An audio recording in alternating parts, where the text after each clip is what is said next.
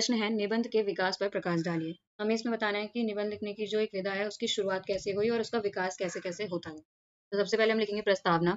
निबंध साहित्य की सर्वाधिक सशक्त विधाओं में से एक विधा है। यह विधा गद्य की अन्य विधाओं की तुलना में आधुनिकतम है। यह एक ऐसी विधा है जिसमें किसी विषय की आत्मिक स्वनिर्मित अनुशासन के साथ साथ एक निश्चित सीमा के अंतर्गत विवेचन किया जाता है, जिसमें प्रत्यक्ष व अप्रत्यक्ष रूप से व्यक्तित्व की छाप रहती है।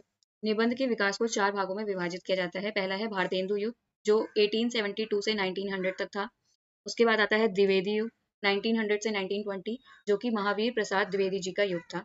उसके बाद तीसरा है शुक्ल युग, आचार्य रामचंद्र शुक्ल जी का, 1920 से 1940 ईस्वी। उसके बाद चौथा है शुक्लोत्तर युग, जो कि 1940 से अब तक है। तो शुरू करते हैं भारतेंदु युग।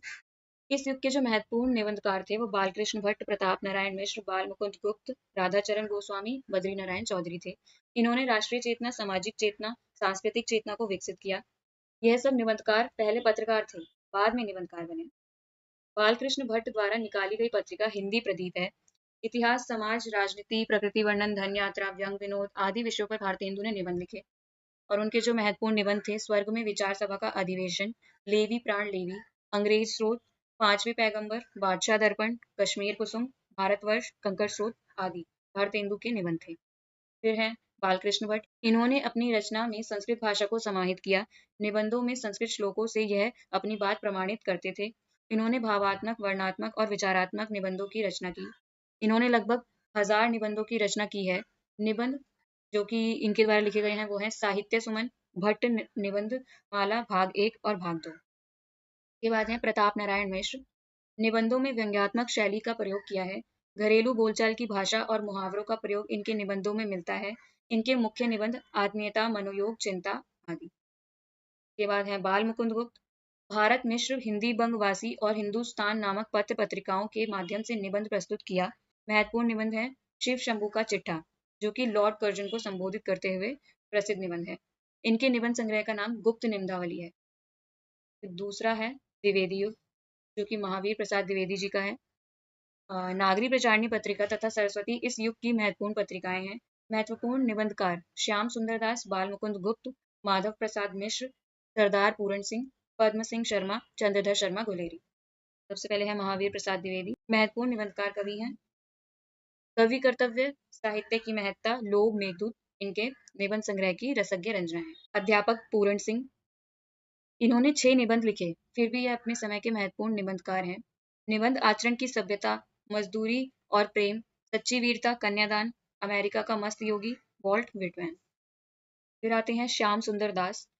यह महान आलोचक भी थे, इसलिए इनके निबंधों में हमें आलोचनात्मक दृष्टि नजर आती है।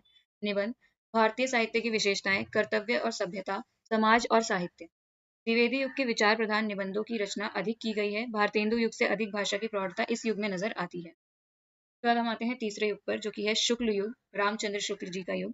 इसे हिंदी निबंध साहित्य का स्वर्ण युग कहते हैं। इस युग में सर्वश्रेष्ठ निबंध लिखे गए।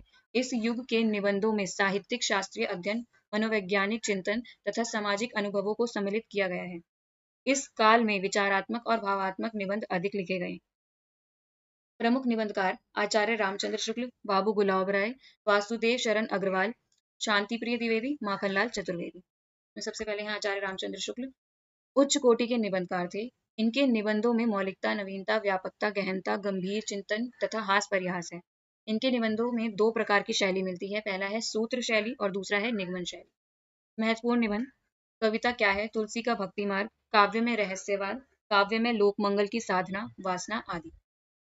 फिर है मनोविकार संबंधी जो निबंध इन्होंने में है, पहला उत्साह, लज्जा और ग्लानि, श्रद्धा और भक्ति, क्रोध, करुणा, क्षमा आदि शुक्ल जी के निबंधों में संस्कृति है और भाषा की दृष्टि से हिंदी निबंध का आदर्श भी कहा जाता है। इसके बाद आते हैं बाबू गुलाब राय। इन्होंने दार्शनिक साहित्य, विनोदात्मक निबंधों की रचना की। यह बड़े आलोचक भी थे। महत्वपूर्ण निबंध संग्रह प्रबंध प्रभाकर और मेरे निबंध मेरी असफल। इसके बाद आते हैं हम चौथे युग पे, जो कि है शुक्लोत्तर युग, जो 1940 से अब तक का समय है। आचार्य हजारी प्रसाद द्विवेदी सर्वश्रेष्ठ निबंधकार थे।